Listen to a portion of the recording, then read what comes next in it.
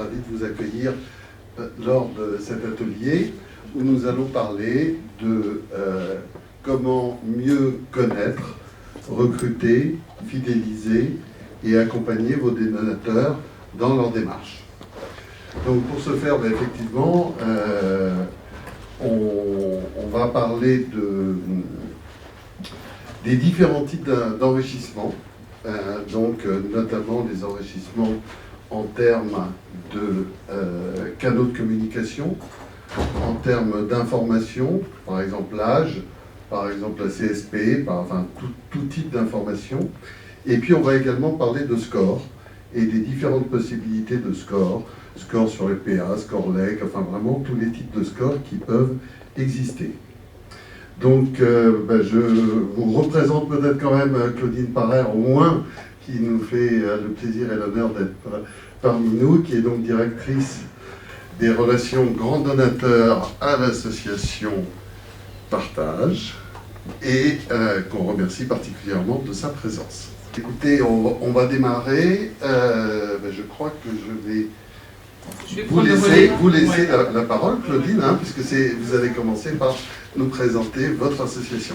Oui, donc bonjour. Partage est une association d'aide à l'enfance démunie. Nous travaillons depuis bientôt 50 ans avec des partenaires locaux dans 19 pays. Et les domaines d'action sont l'éducation, la santé, et l'accompagnement, la protection de l'enfant, sans oublier l'accompagnement de sa communauté.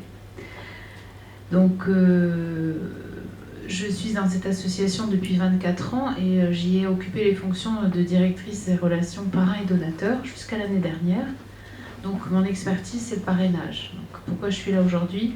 C'est parce qu'il y a un an, on m'a confié, dans le cadre d'une restructuration de l'association, le poste qui a été créé de directrice des relations grands donateurs. Je m'occupe aussi des testateurs. Et c'est tout pour maintenant. Si jamais vous voulez savoir plus sur Partage, ça fera moins lourd dans ma valise. N'hésitez pas. Merci beaucoup, Claudine. La première partie qu'on aimerait développer avec vous aujourd'hui, c'est comment et pourquoi enrichir ces bases de donateurs. Alors pour beaucoup, vous connaissez ce qu'est un enrichissement, mais on va rappeler les fondamentaux. Un enrichissement, c'est tout simplement confronter vos bases de donateurs à des référentiels externes, identifier les gens que vous trouvez dans les deux bases pour ensuite enrichir, apporter des nouvelles informations dans vos bases de donateurs que vous n'avez pas. Et comme on va le voir un peu plus tard, ces informations elles peuvent être extrêmement variées et multiples et en fonction de vos objectifs. Et donc, pour reprendre les objectifs, il y a évidemment plusieurs objectifs à faire un enrichissement de vos bases de donateurs. D'abord, ça va être la relation avec vos donateurs. Évidemment, il est important d'avoir dans un premier temps les bonnes données, les données de contact en particulier, postal, email, SMS, téléphone, pour avoir mis en relation avec vos donateurs. Et puis ça va vous servir aussi à autre chose. Ça va vous servir à vous mettre en conformité avec l'article 5 du RGPD, qui ne vous oblige absolument pas à enrichir vos bases, mais par contre, qui peut vous contraindre à valider et avoir des informations correctes dans vos bases. Et ça passe évidemment par un enrichissement, parce que si vous n'avez pas des informations qui sont bonnes, il faut voir si elles sont bonnes, il faut éventuellement les modifier, et tout ça vous permet d'être en conformité avec l'article 5 du RGPD, donc c'est quand même un point important. Au-delà de ça, des canaux de contact, on a évidemment toute la connaissance des donateurs. Je vais tomber, je suis désolé. Voilà. La connaissance des donateurs, et là, les connaissances des donateurs, vous pouvez trouver dans différents référentiels du marché une multitude d'informations. Alors ça va commencer par les données socio-démo, les dates de naissance, évidemment, la composition du foyer, la famille. Et puis après, on a des données comportementales qui peuvent venir s'ajouter. Alors on n'en a pas forcément toujours besoin, mais on peut en avoir, en particulier quand on verra un peu plus tard, quand on essaie de bien qualifier le profil des donateurs. Ça peut être intéressant de savoir qu'est-ce qu'ils consomment, à quel magazine ils sont abonnés, parce qu'on en sait plus sur le donateur. Et plus on en sait sur le donateur, plus on arrive à bien le qualifier et à mettre une relation, et en tout cas mener des actions auprès de ces donateurs, ou en tout cas aussi enclencher des mécaniques de score qu'on verra après. Et puis on peut aussi enrichir, on le verra un peu plus loin, avec des scores qu'on appelle génériques, et ça on va le développer un peu plus loin, C'est-à-dire qu'on est capable de toper dans vos bases des donateurs avec des profils, des informations que vous n'avez pas, et on le verra, on parle de l'EG, on parle de CSP par exemple, et on va le détailler un peu plus loin. Et enfin, il y a toute la partie potentialité de dons. Et là, il y a 3 points importants. Il y a, évidemment, on peut qualifier les middle, on peut qualifier aussi ce qu'on appelle le B2C2B. C'est un peu barbare, mais en fait, ça consiste simplement, vous pouvez avoir des donateurs chez vous qui sont là en tant que particuliers.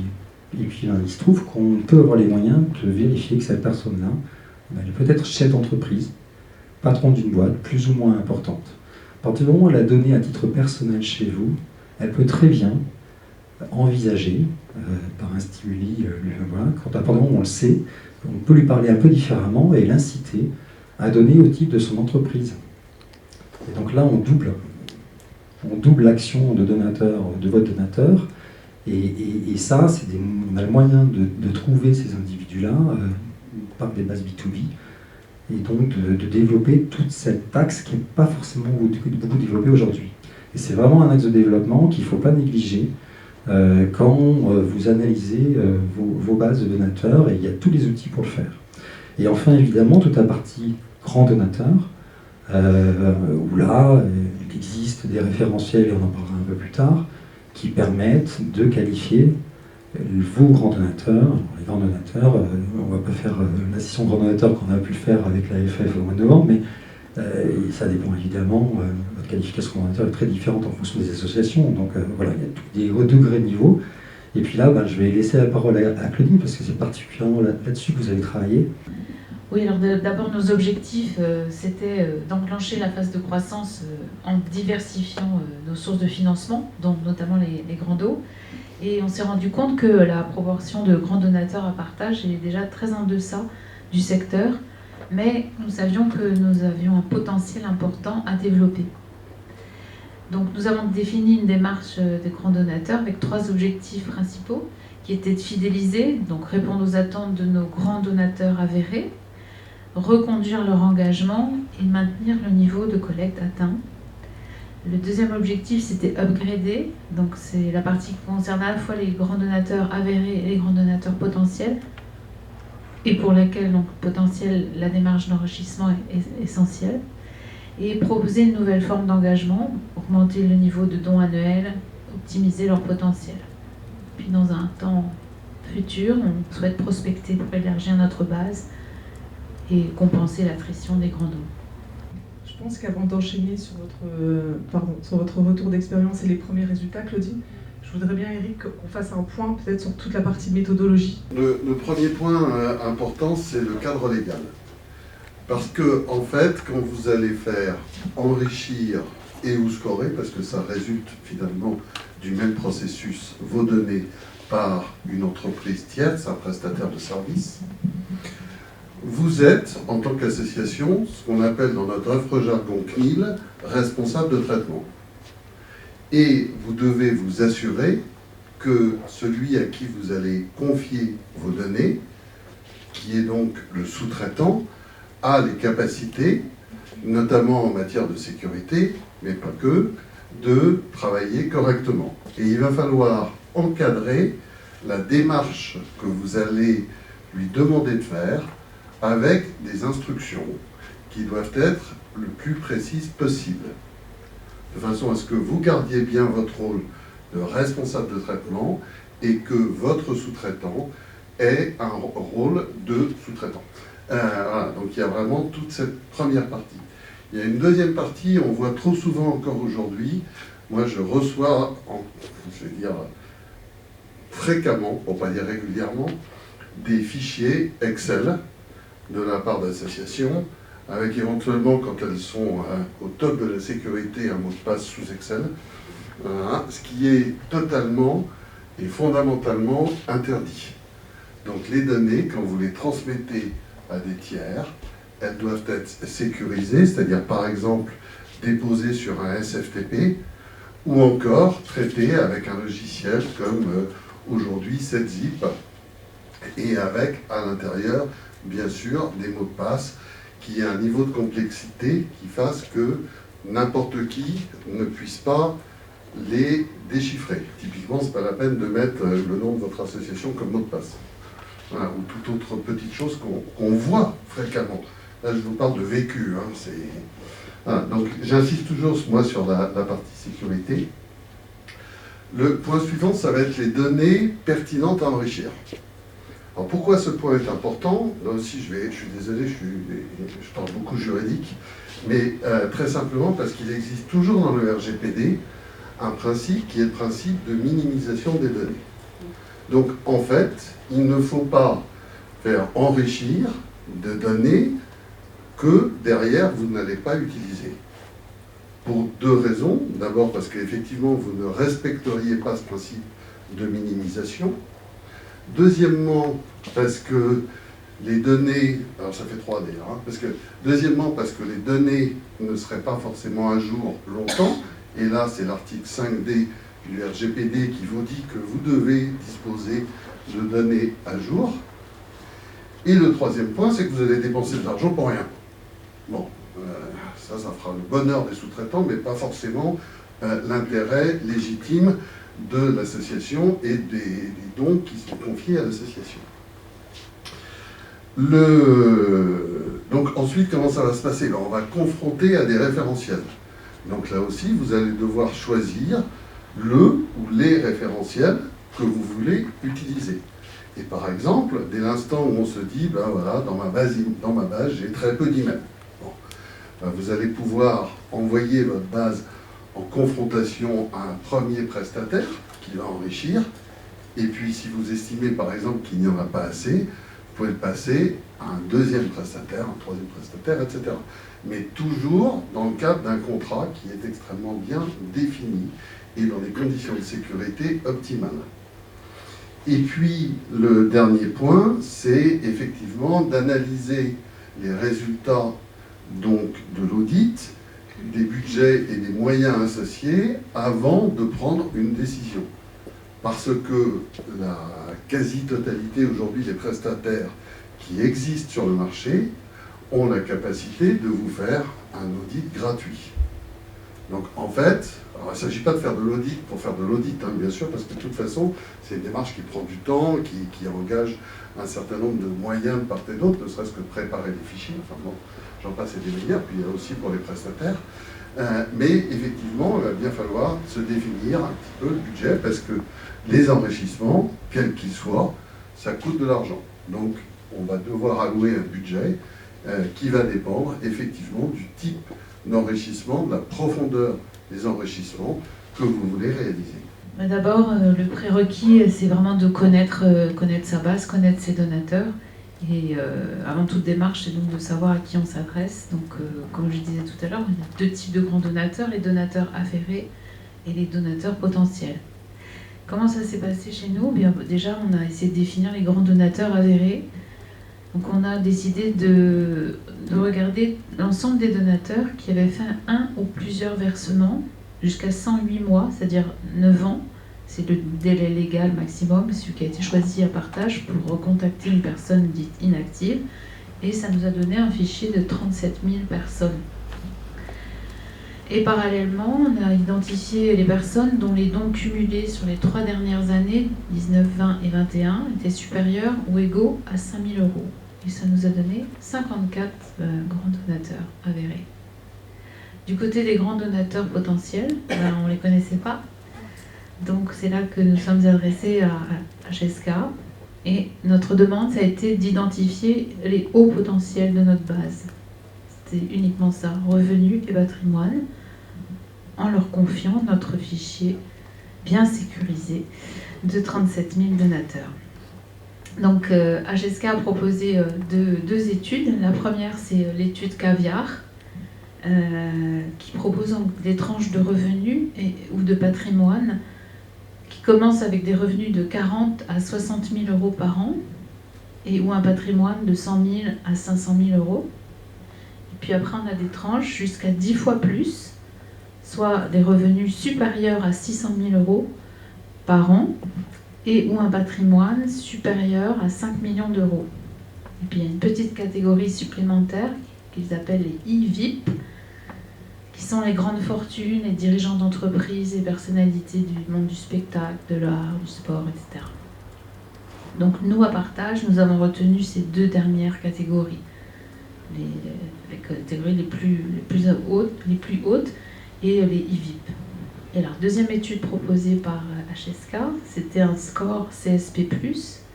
Donc ce sont des personnes de notre base qui, elles, n'ont pas été matchées dans Caviar, mais dans un scoring CSP qui permet d'associer à chaque adresse postale un niveau estimé de revenus et ou de patrimoine. Donc ce sont bien des personnes différentes de celles qui étaient sélectionnées dans l'étude Caviar.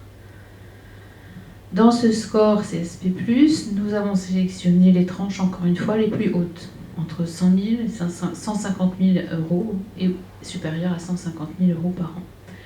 Ces personnes du score CSP+, nous avons décidé de les considérer comme middle donateurs, qui feront l'objet d'une étude spéciale. Alors le résultat, c'est que sur un fichier donc, de 37 000 donateurs analysés, le topage Caviar était de 935, le topage score CSP+, était de 1986 personnes, donc 2821 personnes, soit 7% de notre fichier. Et sur ces 2821 donateurs à fort potentiel, 47 ont été identifiés avec un revenu annuel supérieur à 600 000 euros et ou un patrimoine supérieur à 5 millions d'une part, et 5 comme des fortunes ou des personnalités. Alors, ce sont eux que nous avons décidé de considérer comme nos grands donateurs potentiels. On a choisi ça parce que je suis toute seule et que ça ferait trop après. Non mais ce mis à part, c'est extrêmement important. Oui, parce que c'est ce que c'est comme ça qu'on a choisi les objectifs. C'est ce que je disais tout à l'heure, c'est que ça ne sert à rien d'enrichir des données dont on ne va pas avoir la capacité de les traiter après. L'important, c'est de planifier les choses. Il faut anticiper les choses. C'est pas tout d'enrichir, mais il faut anticiper. C'est-à-dire, effectivement, on risque d'avoir des volumes. Qui va s'occuper? Comment je vais intégrer? Dans quels outils? Et comment je vais exploiter les données? Ça fait vraiment partie de la chaîne. Il faut quasiment faire un rétro-planning, en fait. De dire, je vais lancer une opération. Et ce rétro-planning va aussi prendre en compte l'après-enrichissement. Ça ne sert à rien d'enrichir si on n'en fait rien. Donc, il faut vraiment pouvoir l'exploiter, d'autant plus que les données, elles peuvent être volatiles. Ce qu'on enrichit au mois de septembre n'aura peut-être pas la même valeur au mois de juin ou 6 mois après. Il y a des gens qui déménagent, par exemple, sur les liens de contact, et puis bon, après, sur les revenus, ça bouge un peu moins, mais enfin quand même.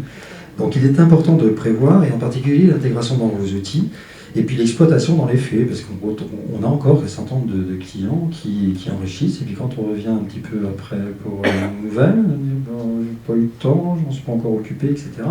C'est embêtant. Ça coûte de l'argent, ça coûte du temps, et il faut vraiment le faire. Et puis ce qui est très important, c'est la mise à jour des données. La mise à jour des données, d'abord pour aussi, une fois encore, en RGPD, notre métier maintenant c'est la moitié de juridique, donc comment ça s'y fait? Mais oui, parce qu'il faut que les données soient à jour, et une fois encore, il y a des données qui peuvent être obsolètes assez rapidement. Et puis ensuite, il faut que vous puissiez suivre ces opérations dans le temps. Parce que, évidemment, quand on a enrichi, quand on a un relationnel avec les donateurs, il faut pouvoir le suivre dans le temps, et c'est pas quelque chose qui va se faire non plus en un mois, 2 mois. Donc il faut vraiment être conscient de ces mises à jour-là, et avec votre prestataire, de mettre en place ce type de prestation à la suite. Et puis Eric, tu vas venir toi un peu plus sur la partie investissement et comptable, après le juridique. Donc là, ce que je vais vous demander, c'est très important, c'est tous ceux qui envisagent d'un jour de faire un score et qui ont besoin de le vendre à leur direction générale, un score ou un enrichissement. Vous allez écouter avec attention ce que je vais vous dire et vous allez l'apprendre par cœur. Il y aura une interrogation à la sortie. Donc, en fait, quand on fait un investissement, et aujourd'hui le fait d'enrichir une base de données, c'est un investissement. C'est un investissement que vous allez utiliser, comme le disait par exemple Claudine tout à l'heure, sur plusieurs années. Et c'est un peu comme si vous achetiez une machine. Machine, un PC, aujourd'hui vous achetez un PC, vous achetez une voiture, etc., vous pouvez l'amortir. Donc en fait, toutes vos opérations de score, d'enrichissement que vous allez réaliser avec l'intention de les utiliser sur plusieurs années, eh bien, vous allez pouvoir les amortir sur plusieurs années. Et la charge financière, elle va être faite sur plusieurs années. Si on dit, par exemple, que vous allez faire un investissement que vous comptez, un enrichissement, par exemple, que vous comptez utiliser pendant 3 ans, que cet investissement, vous le faites au mois de septembre. Septembre, octobre, novembre, décembre, il y a 4/36e de l'investissement qui vont passer en charge sur 2022 et les 32/36e autres passeront sur les 3 années suivantes à raison de 12 mois par an. Si vous dites que c'est sur 5 ans, c'est le même principe, hein, c'est à chaque fois la même chose. Donc en fait, quand vous allez négocier avec votre direction financière, votre direction des achats ou votre DG, vous lui dites, voilà, c'est un investissement qu'on fait. C'est un investissement qui est utile à l'association, et donc on va pouvoir l'amortir, et ça ne sera pas pris en compte sur l'intégralité du budget de l'année. Voilà, ça c'était vraiment le point, je dirais, financier pour vous d'aide à la négociation avec votre direction générale ou votre direction financière. Le deuxième point, c'est une question qu'on me pose souvent, c'est le retour sur investissement. Et là, malheureusement, je suis dans la totale incapacité de répondre. Pour une raison très simple. C'est que d'abord, on ne connaît pas le montant. Ça, c'est déjà le premier point. Et comme on disait tout à l'heure, trop souvent, il y a des investissements qui sont faits dans beaucoup d'entreprises et sur d'ailleurs beaucoup d'autres sujets, sans qu'on ait forcément réfléchi à ce qui va se passer après. Donc là, c'est un petit peu la même chose. C'est effectivement, est-ce que vous allez utiliser fréquemment les données? Par exemple, si vous allez enrichir en email, est-ce que vous comptez lancer des campagnes d'emailing sur ces cibles de manière régulière? Si vous comptez le faire, effectivement, on peut espérer qu'il y a des gens qui vont répondre rapidement et que donc le retour sur investissement va être plus fréquent. Il y a aussi une possibilité, par exemple, si vous enrichissez des gens sur l'IFI, il y a des gens qui vont avoir quelques dons, et puis ce qu'on voit aussi de temps en temps, c'est un très gros don. Ce très gros don, à lui seul, il peut rentabiliser complètement l'ensemble de l'opération. Et d'ailleurs, moi, je ris intérieurement, parce que je me dis, il y a des clients qui nous disent « on n'est pas content, les autres là sont pas terribles. Oh oui, mais j'ai quand même eu un don à 100 000 balles. » Bon, et là, je me dis, effectivement, il suffit de ce don-là pour que l'opération devienne entièrement et complètement rentable. Donc là-dessus, c'est aussi une analyse qui ne se fait pas sur quelques mois, qui se fait sur la longueur, qui se fait sur le fait que quelqu'un va peut-être pas donner pendant 1 an, 2 ans, 3 ans, puis que c'est au bout de ces 3 ans que ça va donner. Donc voilà, il faut prendre vraiment l'ensemble des retours, de la même façon que je dis souvent que quand on a des retours, je dérive un peu, mais sur le postal, on oublie aussi souvent de dire qu'il y a une partie des retours qui se font, même si on a envoyé un courrier, qui vont se faire par des canaux digitaux et qu'il faut les prendre en compte. On est exactement dans le même principe. Donc sur le ROI, analyse dans le temps de l'ensemble des retours dont on dispose. Vous avez mis en place ce process en interne comment? Exactement, concrètement? Eh bien, quand j'ai reçu le résultat de l'étude, c'était d'abord passionnant parce que on découvre plein de choses. Et ce que j'ai fait, c'est que j'ai commencé à approfondir ce retour en analysant dans la base, qui est une base qui fonctionne très mal. Donc n'imaginez pas que j'ai une Rolls-Royce.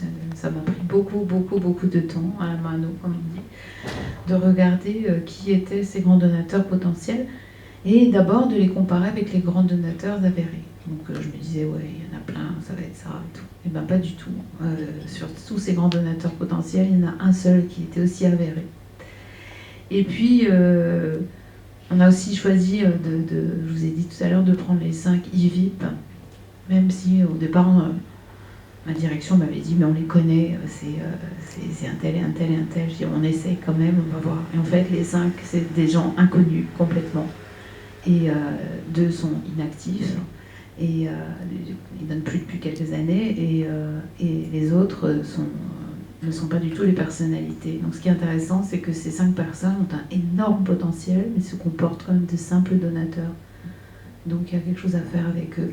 Ils ont accepté par exemple des upgrades de 5 € par mois. Bon, je pense que j'ai pas besoin de commenter plus, mais c'était intéressant. Donc je me suis dit que l'enjeu, c'est... comment ? Non, c'est pas désespérant. Je pense que c'est parce qu'on leur a demandé 5 €. Notre démarche d'upgrade, c'était 5, ok. Genre, on leur a demandé 10, ils auraient donné 10. Mais maintenant, il y a quelque chose à faire, à leur demander beaucoup plus. Autrement. Il y a toute une approche différente. Donc, c'était vraiment, je trouvais que ça a vraiment été un moment très, très intéressant. Et donc, l'enjeu, c'est vraiment de les faire devenir ce qu'ils peuvent être, puisqu'ils ont beaucoup d'argent. Donc, cette étude m'a permis aussi de définir la démarche dont je vous nommais les objectifs tout à l'heure, auprès des grands donateurs, et notamment de définir les critères pour un premier contact, qui devrait être adapté suivant leur profil. Donc, par exemple, leur ancienneté, comment ils ont été recrutés, est-ce qu'ils sont parrains ou simples donateurs, est-ce qu'ils ont encore un filleul, est-ce qu'ils en ont plusieurs. Et puis, également, j'ai été sur Google et LinkedIn et j'ai regardé qui ils étaient, j'ai trouvé des vidéos où ils parlent de leurs actions, j'ai écouté tout ça et j'ai saisi ça tout simplement dans Excel pour me faire toute une base d'infos. Leur façon de donner aussi, j'ai regardé leur mode de financement, pourquoi ils avaient donné, quand, combien, etc. Et puis leur histoire de parrain, donateur. Est-ce qu'ils sont adhérents? Est-ce qu'ils sont venus à l'Assemblée Générale?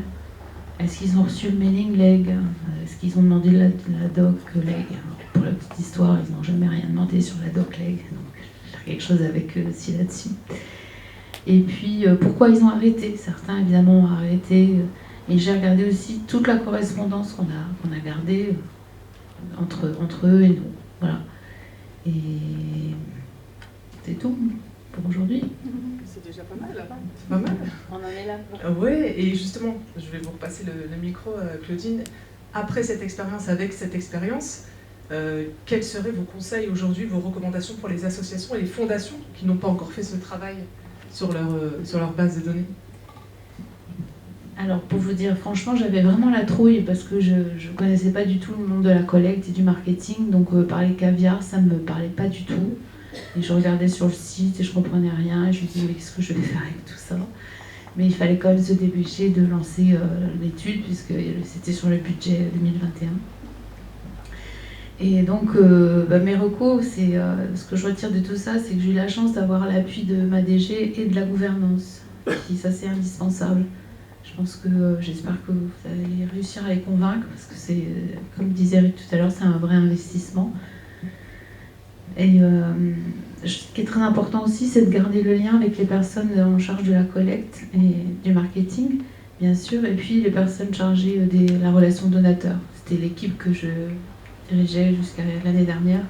Et donc c'est important d'avoir le lien parce que maintenant, par exemple, dès qu'il se passe quelque chose avec l'un de ces grands donateurs, c'est moi qui prends le relais, on fait attention et tout ça.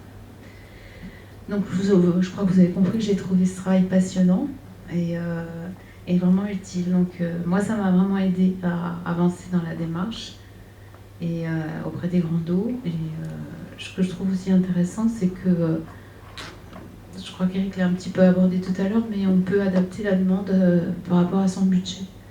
Puisque l'audit est gratuit et après on regarde et on voit en fonction de notre budget ce qu'on va choisir comme info.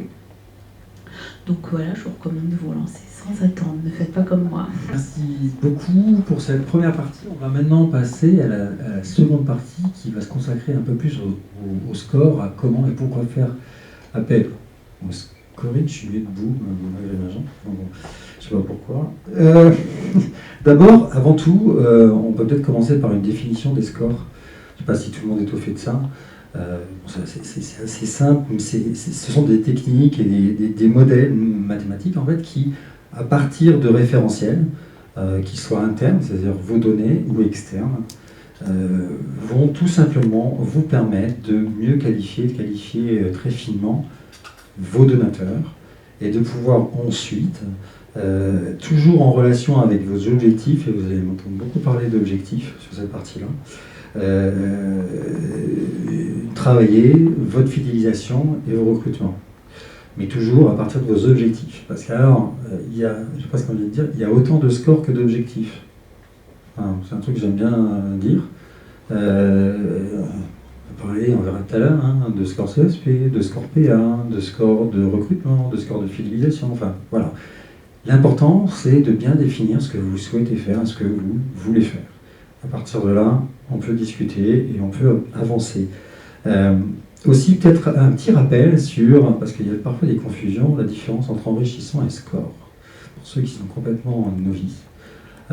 J'ai donné la définition d'enrichissement, j'ai donné la définition du score, et en fait, c'est complètement différent. Un score va vraiment identifier des profils, et on peut très bien enrichir, et vous le verrez un peu plus tard, enrichir vos bases de donateurs avec des scores. Avec des scores, ce qu'on appelle des scores génériques. Et on va détailler un peu plus loin. Faire des topages et identifier des profils, des profils qui ont eux-mêmes été identifiés à partir de scores. C'est vraiment des choses très différentes et qu'il faut avoir en tête. Alors, à quoi alors, les scores, évidemment, ils ont différents objectifs. Et ils peuvent, comme je disais, très variés. On peut aller identifier des profils middle donor, des profils CSP, des profils PA. PA, tout le monde sait ce que c'est. On m'a dit tout à l'heure qu'il y avait des gens qui ne savaient pas, prélèvement automatique. Donc voilà. On peut identifier aussi des profils leg. Voilà, on peut tout faire. Voilà. Et on peut, voilà, donc vraiment aller en fonction de vos objectifs, qualifier et voir ce que vous souhaitez faire derrière. Et ensuite, à quoi servent des scores?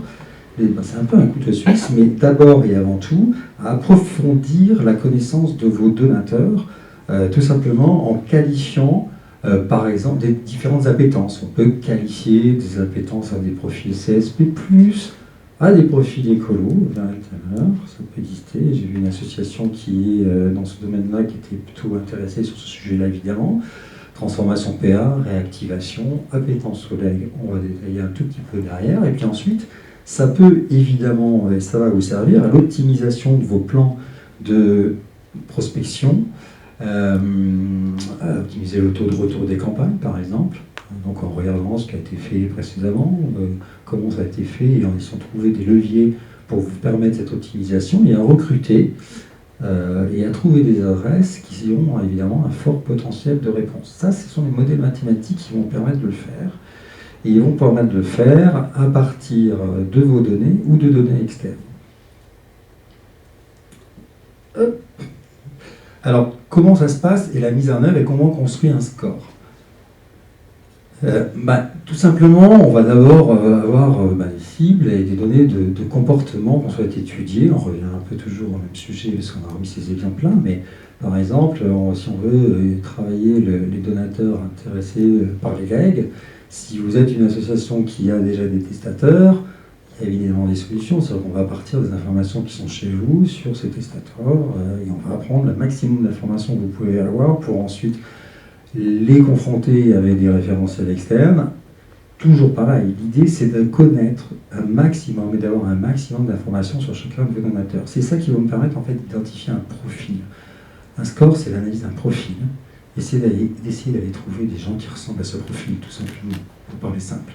Donc, plus on a d'informations sur vos donateurs, plus c'est pertinent. Donc évidemment, quand vous avez, vous, déjà des informations, on va prendre ce que vous avez, c'est quand même vous qui avez les meilleures informations, j'ai envie de dire, sur vos donateurs, et puis à côté de ça, on va compléter.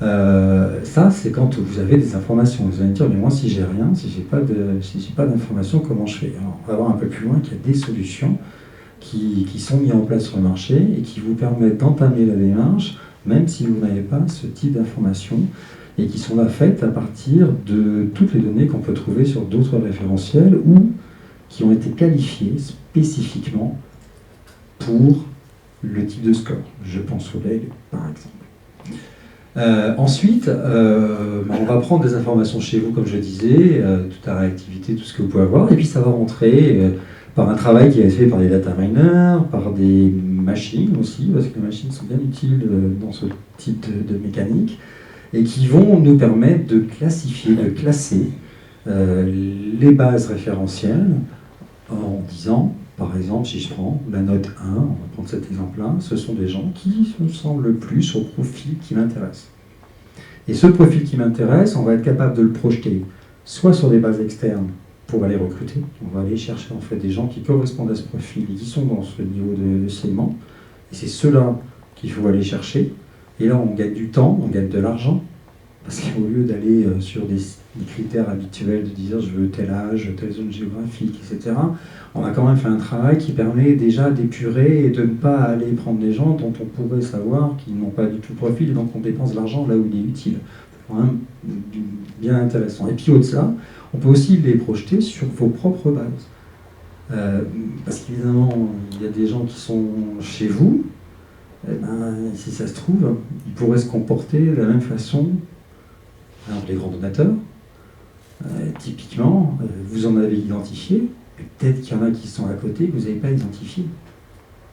Et c'est quand même un sujet, parce que l'investissement par rapport à ce que peut rapporter ce donateur-là, on fait vite le calcul en fait.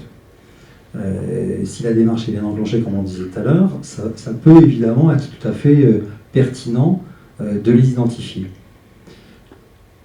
Et donc, voilà, toutes ces techniques-là vont nous permettre d'avancer et de travailler toute votre partie de fidélisation, d'optimisation de vos campagnes et d'aller chercher des nouveaux donateurs. Alors ensuite, il y a différents types de scores, comme je le disais. Vous avez ce qu'on appelle des scores génériques et d'autres qui sont des scores spécifiques. Alors c'est quoi les différences ? Pour faire simple, déjà, le score générique sont des scores qui sont universels. Le spécifique, il est dédié. Universel, pourquoi ? Parce que ces scores génériques, en fait, ils sont préfabriqués. Ce sont des scores qui n'utilisent pas du tout vos propres données et qui utilisent uniquement des données de référentiel externe. Et donc, ils ont été déjà réalisés et vous n'avez simplement... C'est ma canne, c'est pas grave. Et vous n'avez simplement qu'à dire, moi, ce qui m'intéresse, on va prendre l'exemple des CSP, un score sur les CSP+, par exemple. Vous allez dire, moi, ce qui m'intéresse, c'est les gens qui ont la plus forte probabilité de revenus que vous pouvez avoir, et puis on peut évidemment coupler ça avec de l'âge, avec de la zone géo, etc. Et ces scores-là, génériques, sont au carreau, ciblage au carreau, comme vous voyez. Alors, le carreau, tout le monde n'était pas au fait, c'est le ciblage le plus fin à l'INSEE, en fait. Vous avez les codes IRIS, donc c'est vraiment le ciblage le plus fin aujourd'hui qui existe. Donc c'est des regroupements d'individus, mais qui peuvent être jusqu'à 20 individus, donc c'est vraiment très très fin. Et donc, ce sont ces gens-là, et c'est à partir de l'adresse postale qu'on définit un carreau. En fait, chacun d'entre nous, on a une adresse postale. À une adresse postale correspond un carreau. Voilà. Et donc, comme ils sont évidemment déjà préfabriqués et utilisables par différentes associations, ces scores génériques sont évidemment moins coûteux qu'un score spécifique. Et en plus rapide à mettre en œuvre. Parce que comme ils sont faits, on fait la sélection, on lit, voilà. Alors qu'un score spécifique demande de plus d'analyse, puisqu'on doit d'abord dire quelles données je vais prendre, on va utiliser dans votre association. Donc déjà, ça demande un travail quand même de conseil qu'on peut faire ensemble, que vous pouvez faire avec votre prestataire, de savoir, voilà, j'ai un tel objectif, donc pour atteindre cet objectif, de quelles informations j'ai besoin chez moi, quelles informations je prends, je vous communique. Et ensuite, il y a tout un travail qui est fait. Alors, dans le cas très très rapide, quand c'est pas surbooké, toutes les associations ne viennent pas en même temps demander un score, de se faire en 3 jours, mais sinon on est plus sur des 8 à 10 jours, entre 5 et 10 jours pour réaliser un score spécifique. Et enfin, la différence, je le disais tout à l'heure, c'est au carreau, au score générique, alors que score spécifique, on est forcément à l'individu ou au foyer, puisqu'on part de l'information de chez vous, donc c'est pas des regroupements d'individus, donc c'est très différent à ce niveau-là. Alors, il y a plusieurs exemples qu'on peut donner au niveau de ces scores, génériques et spécifiques. Il y en a que vous allez retrouver dans les deux cases. Il existe aujourd'hui, au niveau des scores génériques, un certain nombre de scores. On parlait tout à l'heure du score CSP+. Donc là, qui permet évidemment de qualifier, alors toujours au carreau, donc en fait c'est projeté sur la totalité de la population française, puisque chaque individu est dans un carreau, donc c'est projeté sur la population française. C'est un gros avantage aussi de ces scores génériques, ça vous donne aussi des volumes. Ça peut vous donner des volumes, là où vous n'en avez pas, puisque c'est la totalité des foyers français qui sont classés.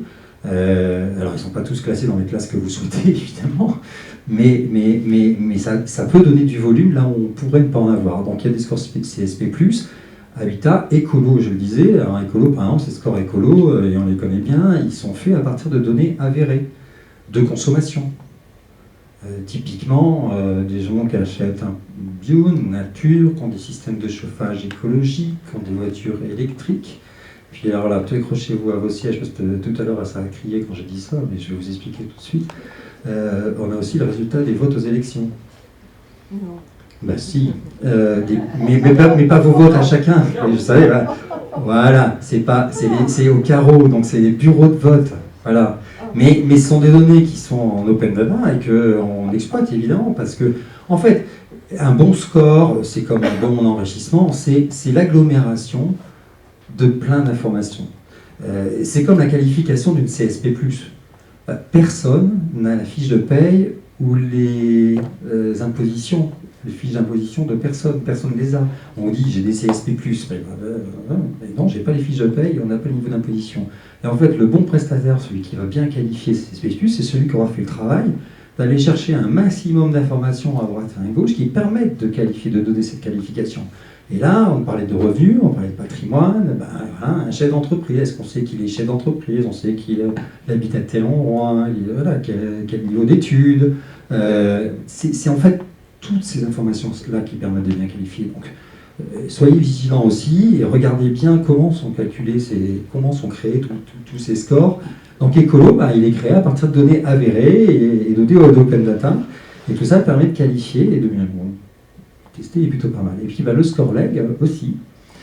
Alors ça, il existe, le score leg spécifique, ça existe évidemment bien sûr sur le marché, parce qu'à partir du moment où vous avez des testateurs chez vous, c'est comme tout, on peut construire un score à partir de tout, comme je disais tout à l'heure. Donc à partir du moment où vous avez les informations chez vous, on est capable de le faire. Au niveau du score générique, c'est assez novateur sur le marché. Et ça s'adresse surtout, et de façon générale, souvent les scores génériques aussi, servent soit à compléter des manques de potentiel, soit à mettre le pied à l'étrier. C'est-à-dire qu'on n'a pas d'informations, ce que je disais tout à l'heure, et on souhaite se lancer. Donc là, ça s'adresse soit aux associations qui n'ont pas du tout de testateurs, ou d'autres qui n'en comprennent pas assez. Il faut quand même un minimum d'informations pour pouvoir avoir des modèles qui soient robustes.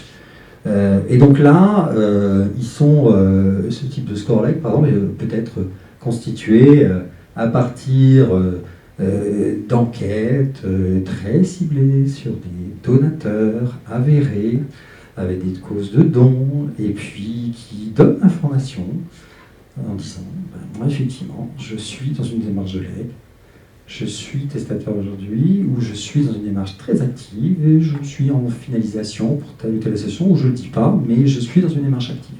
Donc à partir du moment où on arrive à récolter ces informations-là, vous ne les avez pas forcément, mais si votre prestataire arrive à récolter ces informations-là, il va s'en servir avec d'autres données pour construire le modèle qui va bien. En fait, il suffit d'avoir les bonnes informations en entrée pour qu'en sortie, on ait les bonnes informations. C'est ça qu'il faut retenir. Que ça soit sur des scores génériques ou que ça soit sur des scores spécifiques. Le plus important, c'est de savoir de quoi on part, où on veut aller, et avec quoi, et avec quelle matière, entre guillemets, on prend, de quelles informations. Et ça, c'est capital. Et ça nous permet de faire beaucoup de choses à partir de là. Et donc ça, ces score leg génériques, et je disais, ils permettent tout de suite de commencer dans une démarche, et puis on va recruter, et puis petit à petit on va recruter, et puis petit à petit on va faire le complément, et on va aller sur le score spécifique. Et par exemple pour le score spécifique leg, certains prestataires, on ne vous dira pas qui, peuvent tout à fait faire un score spécifique à partir de vos données, et le compléter quand c'est pertinent, avec les informations du score générique. C'est-à-dire qu'on double, on augmente les informations qu'on peut avoir, avec une nuance, sont les causes de ton. C'est-à-dire qu'évidemment, il ne faut pas que ça biaise. les causes sont différentes en fonction des associations, donc c'est quelque chose qu'il faut prendre en compte et qu'il faut bien regarder pour ne pas biaiser les notations du score. Voilà en gros à peu près pour les scores, et en fait ce sont des choses qui sont pas, c'est pas très compliqué en fait, parce que ça peut faire peur, hein, comme vous le disiez tout à l'heure, hein, ça peut, quand on connaît pas, on se dit oh là là, c'est une machine, ils ont plein d'informations, c'est bizarre, ils mettent ça dans des trucs, ils calculent, ils me sortent des trucs, c'est bizarre. Bon, en fait, on est quand même un métier de test, hein, on teste et voilà, on sait tous. Hein. Ce qu'on sait, c'est que nous, les prestataires en principe, ils ont déjà testé, ils ont déjà avancé, et puis voilà. Donc c'est quand même des choses qui sont faciles à mettre en œuvre, à déployer, mais tout part du dialogue que vous avez avec votre prestataire. Voilà, c'est vraiment très important. Il ne faut pas faire ça trop dans son coin. Ayez confiance en vos prestataires, mais il faut vraiment avoir confiance, c'est une question de confiance. Il faut partager des informations.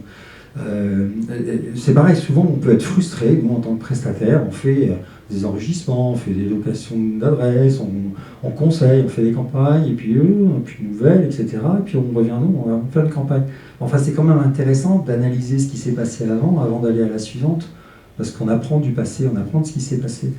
Donc il faut vraiment mettre en place ces dialogues et ces conseils. C'est capital, et pour s'adapter, comme vous voyez là, à l'évolution de vos besoins, parce qu'évidemment, vos associations, elles évoluent. Vous pouvez aujourd'hui pas faire d'événements, en faire demain. Donc, qu'est-ce qu'on fait pour faire venir des donateurs? Comment on les contacte à l'événement? Il y a des choses à faire aussi par ces solutions.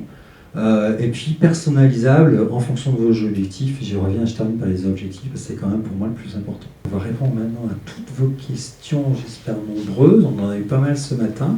N'hésitez pas, même les plus basiques. Effectivement, ça va être plutôt basique, et ça aurait du sens de faire du scoring de tous les scorings qu'on a, de mélanger tous nos scorings pour faire un méga scoring.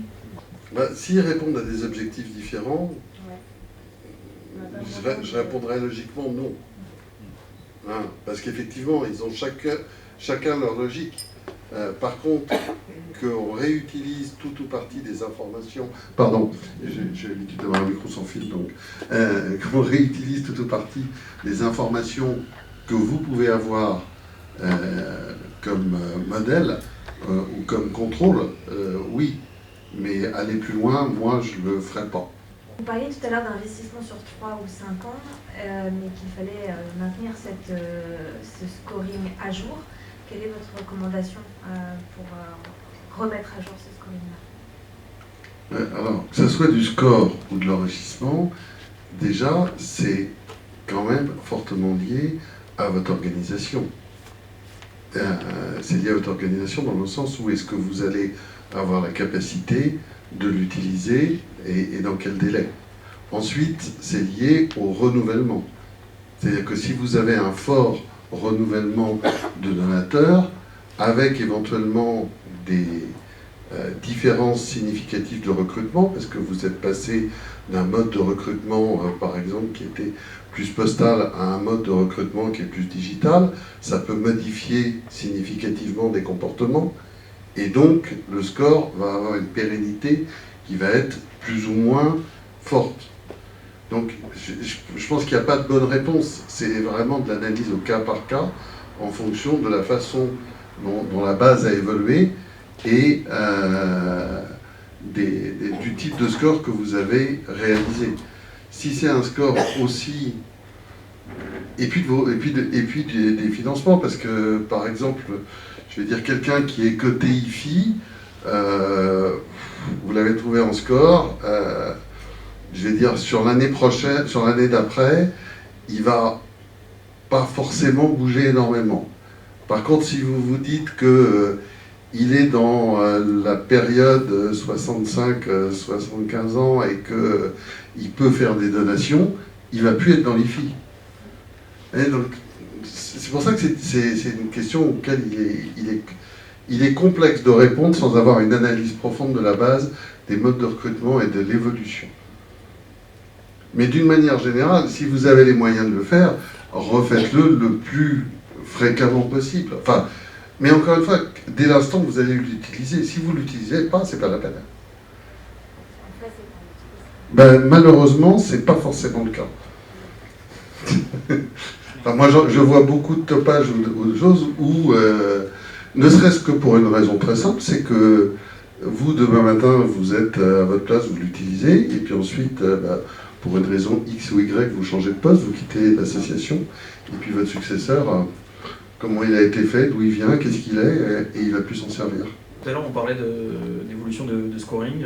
Est-ce qu'il y a des processus d'automatisation pour les scores en fonction des actions qu'on mène? Par exemple, sur une base où j'adresse X communication dans une année, et que je vois que ma base a une appétence sur une communication que j'adresse, en fonction de, je sais pas, un clic, une action diverse qu'elle peut mener, est-ce que je peux optimiser mon scoring en temps réel, ou il faut à chaque fois le requalifier à la main sur des barres de temps fixes?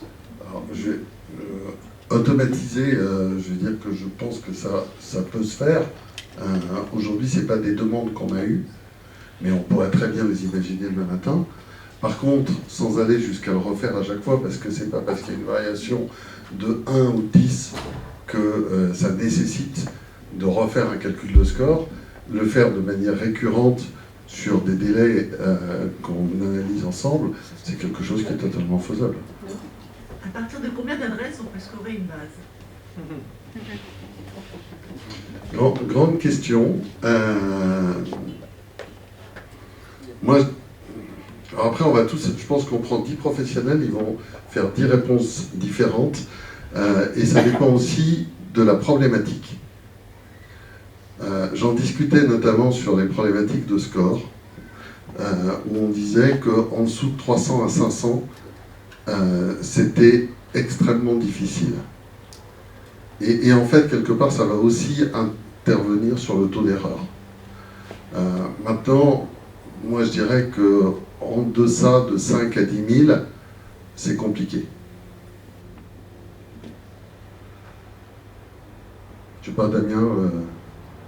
Alors, nous, sur la base sur laquelle on travaille, on est sur des échantillons de scores qui tournent entre 20 et 30 000, et idéalement 50 000, pour faire des scores robustes. En fait, plus on a c'est ça, donné, plus on a de volume et plus on a un score qui est robuste, c'est-à-dire plus la courbe de score est cohérente et on a moins de risque d'erreur à la fin. Voilà, mais ça dépend aussi des problématiques, ça dépend aussi du fait que votre base de données soit assez cohérente ou pas, que le mode de collecte ait toujours été le même ou pas. Voilà, il y a tellement de facteurs qui rentrent en ligne de jeu que c'est difficile de donner une réponse, je dirais, ferme. Oui, c'était à propos des enrichissements email. Je voulais savoir comment ça se passe au niveau des opt-in derrière. Est-ce qu'on peut les contacter comme ça Alors, si on est dans le secteur associatif et que on ne fait pas de vente de produits ou de services, parce qu'il y a des associations caritatives qui vont par exemple aller vendre des t-shirts logotypés. À partir de ce moment-là, on passe dans le domaine, entre guillemets, marchand. Tout du moins, on est très proche de cette frontière. Dans ce cadre-là, il faut des emails qui soient opt-in. Si maintenant, l'objectif est uniquement un objectif d'appel au don, on reste dans le cadre de l'opt-out. C'est-à-dire, vous n'avez besoin que d'identifier le mail. Néanmoins, il me paraît important, même si ce n'est pas une obligation stricto sensu, d'abord d'apporter une information auprès de la personne sur le fait que vous avez collecté son email, c'est-à-dire faire ce qu'on appelle un opt-out, un processus d'opt-outisation, c'est-à-dire en gros vous envoyez un mail, vous n'avez pas besoin de leur demander son accord, mais vous lui dites voilà, on a collecté votre mail, alors on va pour vous envoyer la newsletter, truc d'une machin, et donc si vous ne souhaitez pas recevoir cette information, eh bien à ce moment-là il vous suffit de cliquer ici pour vous désabonner. Et merci beaucoup, merci de vous avoir accueillis, merci encore Claudine de ton témoignage, et on espère vous revoir vite dans un prochain séminaire à F5.